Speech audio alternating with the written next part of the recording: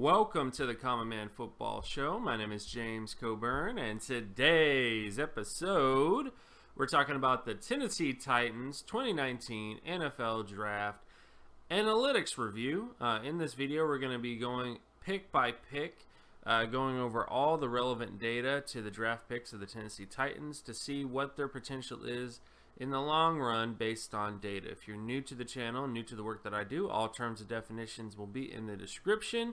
If you are someone who has not seen my previous draft review videos on the Tennessee Titans, I have my 2017 NFL Draft Review episode, which is in the description, and I also have the 2018 review as well. So if you're curious about the work that I do, if you are, I wouldn't say not a believer, but you're just like, this is the first time I've ever heard of this, and you want to know more information, just go to those other videos, and of course go to the description if you're confused about terms and definitions. With all that stuff out of the way, let's get to the first pick of the draft, which of course is Jeffrey Simmons, defensive tackle out of Mississippi State. Now, Simmons doesn't have any athleticism testing to really see how athletic he is, so he has kind of an incomplete profile. But what we do have is production data, and based on production, he had a 90.90 solo tackle score, a 70.72 sack score, and an 86.94 tackle for loss score. He doesn't quite hit the all-pro thresholds at the position, but he does hit above the Pro Bowl thresholds and the starter thresholds at the position. And his overall production is very much in line with Pro Bowl to starter players in terms of the averages at the position. So he essentially has Pro Bowl to starter level production based on his overall production data. It's just his athleticism data is the only question mark. You know, how athletic is he really? Those are things that aren't answered, but he does have at least a good production profile, and I think he'll be a decent pick. I think at the very least you're going to get a starter when it comes to Jeffrey Simmons. Then, of course, we get to A.J. Brown, wide receiver out of Ole Miss. When you look at his athleticism data, which is probably his biggest strength, he had a 95.82 explosion score, 94.22 speed score, and 94.47 flexibility score. At the wide receiver position, you only need one 54 or higher athleticism trait in order to be really successful at the position, and he has 3 of those. So he's essentially one of the most athletic wide receivers in this draft class, and to top all that off, great production data, 74.64 in terms of his passing yards market share production. Doesn't quite hit the 5-time All-Pro, 3-time All-Pro area, but does hit the 3-time Pro Bowl area, and of course sits above the long-term starter area. And when you look at the averages at the position, doesn't quite hit above the All-Pro average, Pro Bowl average, or starter average. But it is important to note that A.J. Brown has one of the highest strength of schedule adjusted production scores in the class. So despite the fact that his production on its own is not that amazing, you do have to take into account that he had a very tough strength of schedule. He did have to share targets with a guy like DK Metcalf, who many consider to be the top wide receiver in this class. But overall, he's a good production profile, good athleticism profile, and I think there's a very good shot he can end up becoming a long-term starter for the Tennessee Titans or better. Then, of course, we get to Nate Davis, offensive guard out of Charlotte. When you look at his athleticism traits, he had a 68.73 explosion score, 76.63 speed score, and 60.86 flexibility score. When you look at the thresholds at the position, he doesn't hit all the All-Pro areas, but he does hit the Pro Bowl thresholds and, of course, the starter thresholds at the position. And, of course, when you look at the averages at the position, the averages make him more in line with a starter than a Pro Bowl or All-Pro player. But it's still a good profile. This is still someone that has a good chance of becoming a long-term starter, which is what you want at the position. So this is a very good pick. So the good picks keep going with the Titans. That's the one thing I will say is they actually had one of the better drafts this year. Then, of course, you get to Amani Hooker, safety out of Iowa. When you look at his production data, he had a 53.37 solo tackle score, 73.17 interception score, and 89.35 pass deflection score.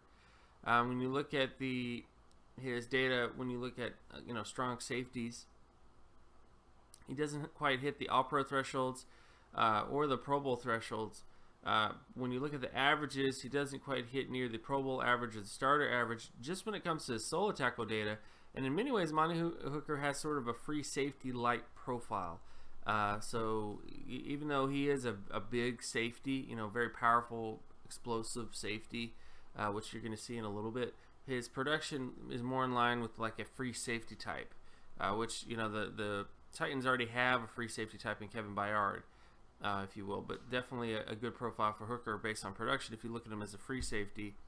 And when you look at his athleticism traits, he's one of the most athletic safeties in the class, 87.46 in terms of explosion, 91.68 in terms of speed, and 96.12 in terms of flexibility testing. All great numbers for a guy like this at the position. I think there's a very good shot he can, at the very least, become a long-term starter, if not better, if he really takes off in the Titans scheme.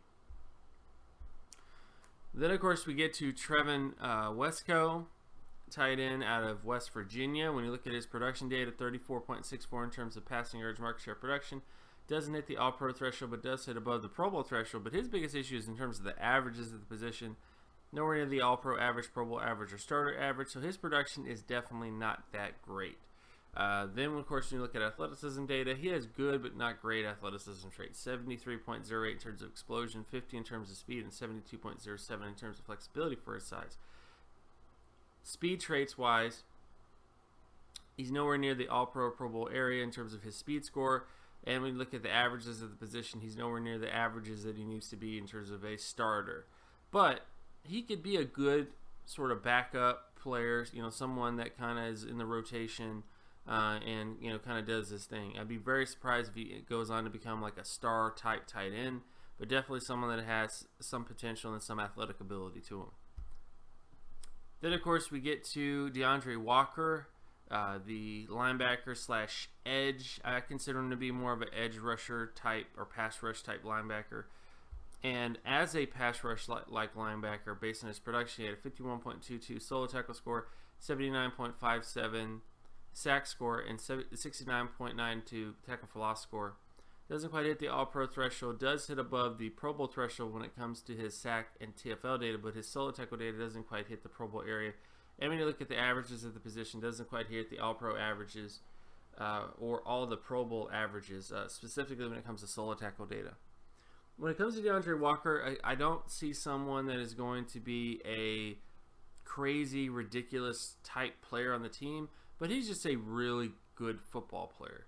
He's someone that's going to be a good sort of depth player, someone that's really going to add to the depth of the team, someone that's going to be sort of a rotational pass rusher and kind of contribute that way. So although I don't see him as being a star in the future, I do think that he's going to be a good depth guy. And then finally, probably my favorite pick of the Titans is David Long Jr., linebacker out of West Virginia. Based on his production data, he had a 95.14 solo tackle production score, hits above the All-Pro threshold, Pro Bowl threshold, and starter threshold. Doesn't quite hit above the All-Pro average, but does hit above the Pro Bowl average and the starter average, making his production essentially Pro Bowl to All-Pro level at the position. Doesn't really have any athleticism testing that I could find prior to the draft to kind of determine that sort of area, but definitely great production traits. And I think overall, David Long Jr. has the potential to be a star linebacker for this team if he's given the opportunity to do it, and of course if he actually had great athleticism traits despite the fact that he didn't really test. But overall, the Tennessee Titans just had a fantastic draft. Jeffrey Simmons, someone who had great production traits at the defensive tackle position, and also played against some tough competition. A.J. Brown, great athleticism traits, good production traits. Nate Davis, very good athleticism traits.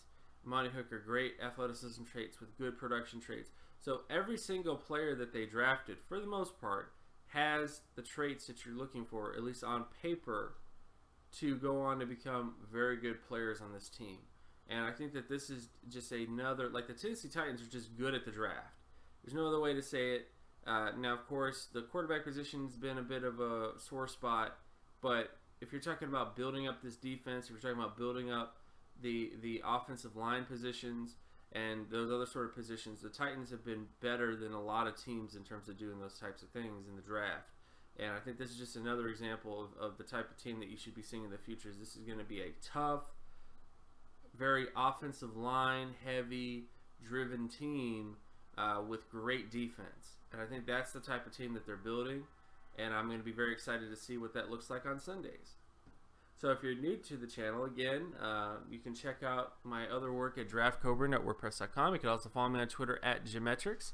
And if you like this content and you want more content like this, be sure to leave a like and subscribe.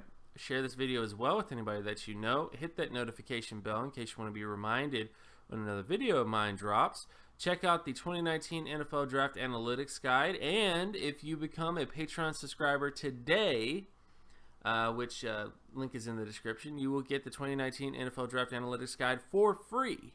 So all you have to do is become a Patreon subscriber, at least donate $5 a month to my Patreon, and you will get that access. You'll get priority in terms of what videos you want on the channel as well, and you also get a little bit more goodies too, because as we get closer, there's going to be some UDFAs, there's going to be some players that I didn't have in the guide, and those types of players are going to be on my Patreon channel more so than on this channel. Well, that's it by the way. Thank you very much, and have a great rest of your week, guys. Peace.